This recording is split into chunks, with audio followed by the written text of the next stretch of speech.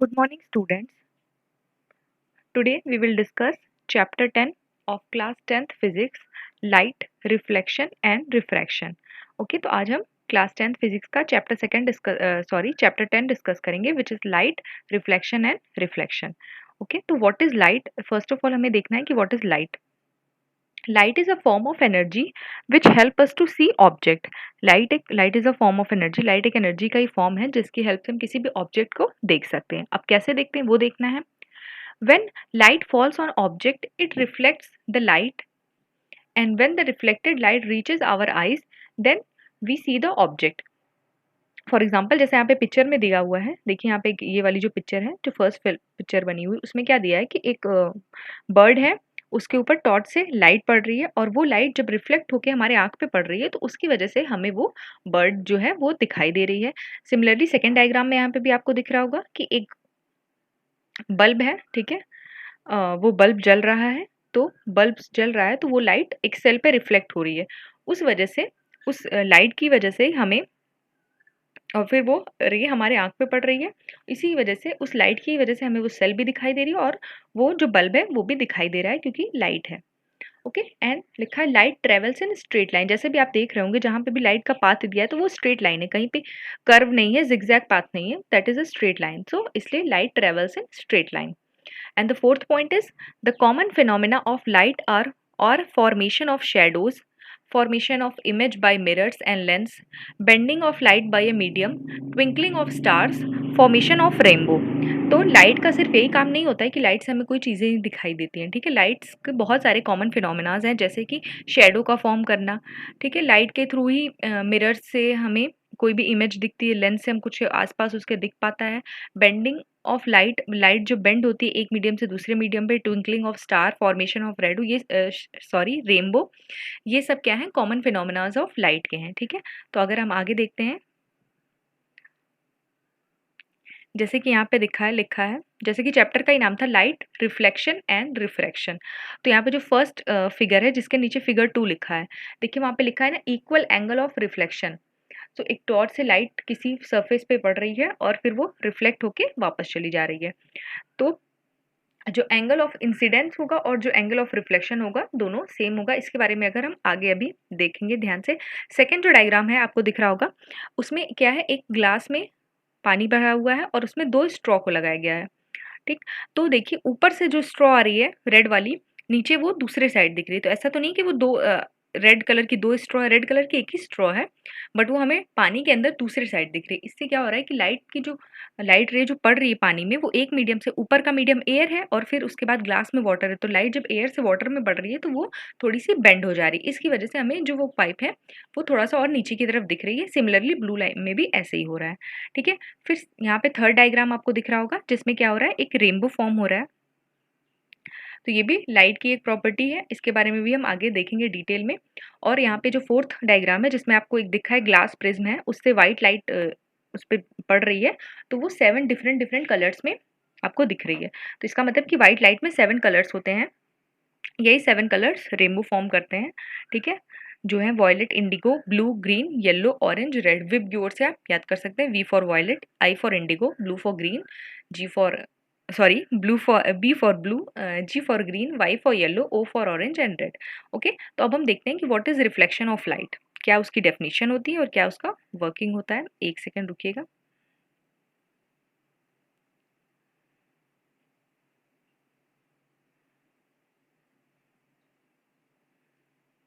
तो देखिए यहाँ पे लिखा है रिफ्लेक्शन ऑफ लाइट.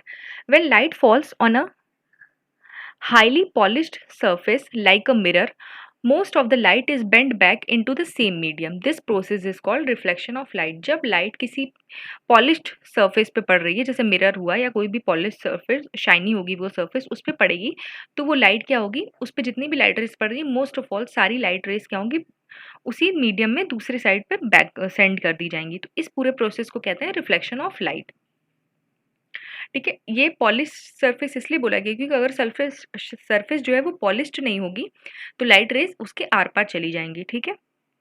तो अभी देखिए यहाँ पे लॉ ऑफ रिफ्लेक्शन लिखा है. ये तो भी हमने रिफ्लेक्शन पढ़े, रिफ्लेक्शन के क्या लॉ होते हैं। रिफ्लेक्शन के दो लॉ होते हैं। पहला क्या है, द एंगल ऑफ रिफ्लेक्शन। आपने जूनियर क्लासेस में, आपने सेवन्थ एट्थ दोनों क्लासेस में आपने रिफ्लेक्शन पढ़ा होगा, ठीक है। तो ये लॉ ऑफ रिफ्लेक्शन भी पहले से ही पढ़ा हुआ है आपका। The angle of incident is equal to the angle of reflection. जैसे कि यहाँ पे आपको फर्स्ट पिक्चर में ही दिख रहा होगा कि एंगल ऑफ इंसिडेंट बना है और एंगल ऑफ रिफ्लेक्शन, ये दोनों इक्वल होते हैं, ठीक है। मान लीजिए एक कोई प्लेन मिरर है, ठीक है, जैसा कि यहाँ पे आपको फर्स्ट फिगर में दिख रहा होगा। एक प्लेन मिरर है, उस पे एक लाइट रे पड़ रही है, तो जो लाइट रे उस पे पड़ रही है that is called incident ray, और जो रिफ्लेक्ट होकर वापस जा रही है वो रिफ्लेक्टेड रे होगी। बीच में जहाँ पे रेड कलर की लाइन है जिसमें इक्वल्स लिखा है, जिसको आप नॉर्मल भी, आपकी बुक में नॉर्मल लिखा होगा, जैसे सेकंड डायग्राम में भी नॉर्मल लिखा है, तो वो नॉर्मल होता है। जो आपका प्लेन मिरर रहेगा, जो भी सरफेस है उससे 90 डिग्री का एंगल नॉर्मल बनाता है, ठीक है। तो इंसिडेंट रे जहाँ पे पड़ रही है उसके बीच में और नॉर्मल के बीच में जो एंगल बनता है that is called angle of incidence. इसी तरह जो रिफ्लेक्ट करके रे बाहर जा रही है उसके बीच और नॉर्मल के बीच में जो एंगल बनेगा that is called angle of reflection. So angle of incidence is always equal to angle of reflection. This is the law of reflection. And the second law is the incident ray, the reflected ray and normal to the mirror at a point of incident all lie in the same plane. So यहाँ पे जो incident ray होगा, जो normal होगा और जो reflected ray होंगे, ये तीनों सेम प्लेन पे लाई करेंगे, जो कि बिल्कुल आपको फिगर से दिख ही रहा है कि तीनों सेम प्लेन पे। ऐसा नहीं है कि रिफ्लेक्टेड रे कहीं और चली गई, नॉर्मल कहीं और बन गया है, सब तीनों सेम प्लेन पे है, ठीक है। तो आई होप आपको रिफ्लेक्शन और उसके लॉ ऑफ रिफ्लेक्शन क्लियर होगा, ठीक है। अब देखते हैं उसके बाद कि क्या होता है। द इमेज इज इरेक्ट,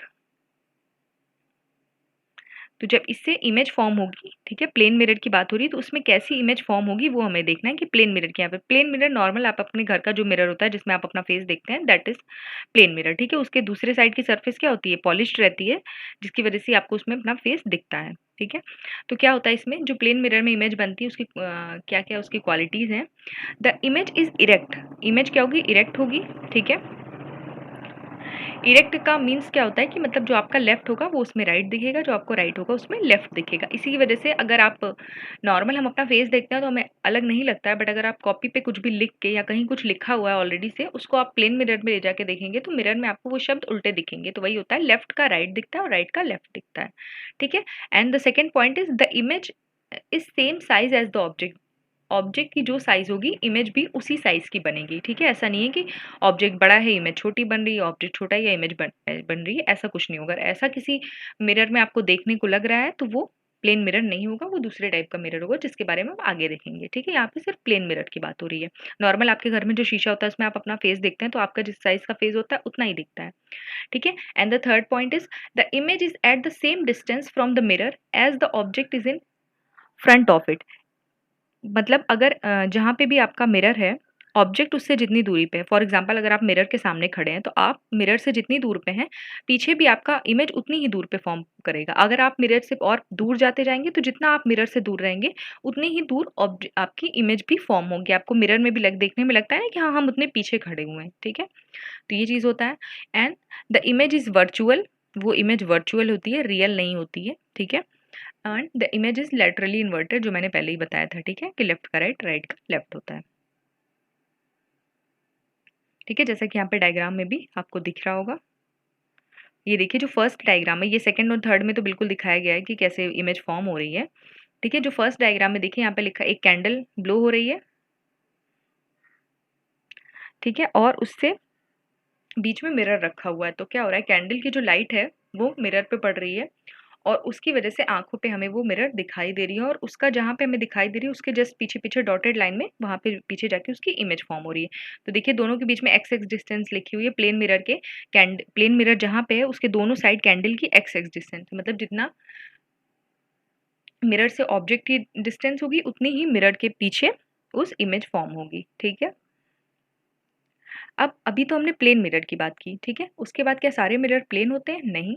अगर आप अपने हाथ में अपने घर में स्पून होगा, स्पून उठा के देखेंगे तो क्या स्पून प्लेन होता है, नहीं, बट उसमें भी आपकी इमेज फॉर्म होती है, बट उसमें वैसी इमेज नहीं फॉर्म होती। आप स्पून के एक साइड देखेंगे तो आपको शायद सीधी दिखेगी, बट दूसरे साइड देखेंगे तो आपको उल्टी इमेज फॉर्म होगी। वो कैसे होता है वो हम यहाँ देखते हैं। तो वो होते हैं स्फेरिकल मिरर, मतलब स्फेयर के शेप में होंगे, कर्व्ड होंगे बेसिकली, ठीक है। तो spherical mirror is curved mirror which is a part of hollow sphere, जो स्फेयर का एक तरह से एक टुकड़ा हो कह सकते हैं आप। Spherical mirror are two types, दो टाइप्स के होते हैं, concave mirror and convex mirror. So concave, इसमें केव वर्ड आ रहा है ना, केव गुफा, गुफा की जैसा एक तरह से उसका स्ट्रक्चर होता है, ठीक है। Concave mirror is a spherical mirror whose reflecting surface is curved inward, जो इन मतलब कर्व्ड होगी और उसकी जो इनवर्ड की जो सरफेस होगी दैट इज वो रिफ्लेक्ट करेगी, ठीक है।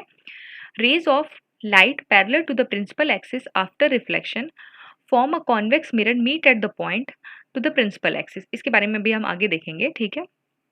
देखिए जब रेज ऑफ लाइट, कई सारी लाइट्स पैरेलल पे जाएंगी, ठीक है, तो वो किसी एक पॉइंट पे जाके मिलेंगी, ठीक है। बेसिकली आपको यही बताइए, एक पॉइंट पे कन्वर्ज करेंगी, ठीक है। Convex mirror, it is also spherical mirror. Spherical mirror दो टाइप के होंगे ना, एक कॉनकेव और कॉन्वेक्स। तो कॉन्वेक्स में क्या होगा, कॉन्वेक्स जो है वो कॉनकेव का जस्ट अपोजिट होगा, ठीक है। एक सेकेंड, हाँ।